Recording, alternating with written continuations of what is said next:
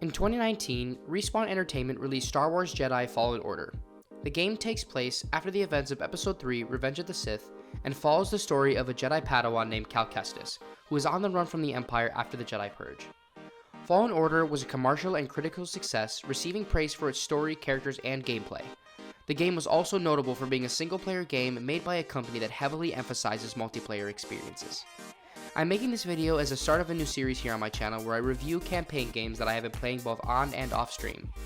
I will be reviewing and talking about different aspects of the game and talking about what I thought about the game overall. Just to start with some very central aspects of the game, lightsaber combat is a very big part of it. As you take on the role of Cal, you use his lightsaber to defeat enemies. The combat system is designed to be challenging and requires you to master different moves and abilities to take down various enemies, including stormtroopers, inquisitors, and other very powerful foes. The lightsaber can be used for both offensive and defensive purposes, and my favorite part of the lightsaber is being able to customize it. One of the toughest parts for me in the game was learning the combos and dueling that you had to use on the different characters. At times it was tough to figure out which combos you needed to use to adapt to a character's dueling style. For example, a tactic that you use with Malicos, you can't use as effectively with Trilla. Force powers are another crucial gameplay mechanic. As a Jedi, Cal has access to a range of force powers including push, pull, slow, and more. These powers can be used to solve puzzles, manipulate the environment, and take down enemies. This is super cool not only to use force powers in combat, but also use them to traverse the environments that you're presented with and use them to get through puzzles. Platforming is also a significant aspect of the game. As players navigate through various worlds in the Star Wars universe, such as Kashyyyk and Dathomir, and the environments that go along with those planets, using parkour-style moves to jump, climb, and swing their way into different areas.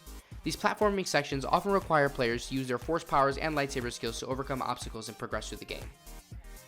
Players can also upgrade these force lightsaber skills and life force powers by collecting experience and skill points, which can be used to unlock new abilities and upgrades within those categories. This is an interesting concept to me, considering there's no pattern or specific path that you have to take while selecting upgrades. You can choose them in any order that you see fit. Although there were some upgrades that I wish I would have done sooner to help me with certain parts of the story, and that's mostly in terms of upgrading force power mostly and life force.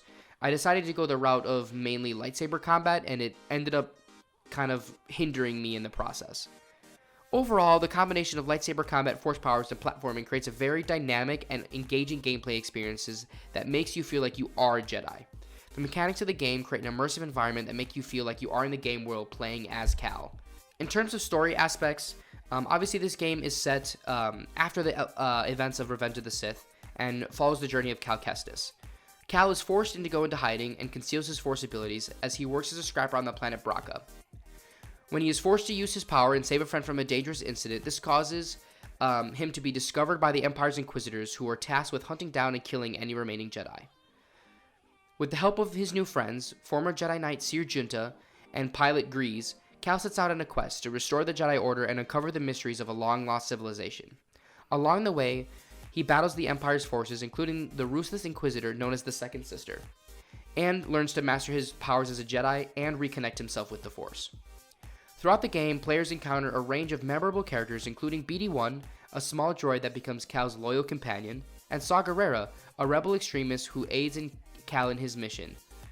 The story also features appearances from well-known Star Wars characters such as Darth Vader, and explores the themes of redemption, loyalty, and of course, the cost of war. Some of the most memorable moments for me were getting to fly on the Shio on Kashyyyk, and having an encounter with Darth Vader, which quite literally scared the crap out of me.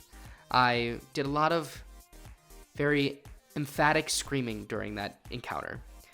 One of the biggest moments was getting to visit Elam and crafting my own lightsaber. Being a huge Star Wars fan, this brought literal tears to my eyes. The story itself had me in awe the entire time, and there were times during gameplay that I was watching cutscenes and seeing the story unfold and couldn't help but gasp and grip my seat.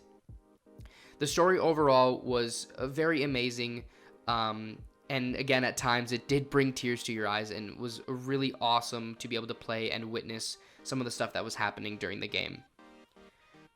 Moving on to the visual and audio presentation and graphics of the game, visual, audio, and presentation of Fallen Order is obviously one of its most impressive features, as it captures the look and feel of the Star Wars universe in stunning detail. The graphics of the game are top-notch, with detailed character models and lush environments, and stunning lighting effects that really bring the world to life.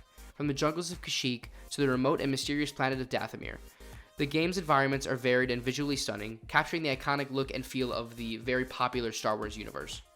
The sound effects of the game are also exceptional, bringing the story to life with the iconic sounds of lightsabers clashing, blasters firing, and spaceships flying overhead. The game's score, which was composed by Gordy Habb and Stephen Barton, is also notable as it blends traditional orchestral music with electronic elements to create a unique and memorable sound. In addition to the visual and audio presentation, the game also features impressive motion capture performances from its cast and actors, bringing the characters to life with such realistic movements and facial expressions. Overall, in my opinion, this game is just downright amazing. The breathtaking experience of this game took me by storm, and the twist ending really caught me by surprise. The gameplay, graphics, and sound combined sucked me into this game and had me hooked.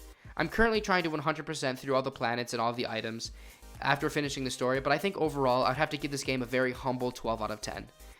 And for any of you that watch my streams, you know that I have a very love-hate relationship with Respawn Entertainment, but this game really put them back on my nice list and makes me extremely excited for the sequel, Star Wars Jedi Survivor, coming out on April 28th. Thank you all so much for watching, and feel free to leave whatever you think about the game in the comments. And as always, don't forget to like and subscribe.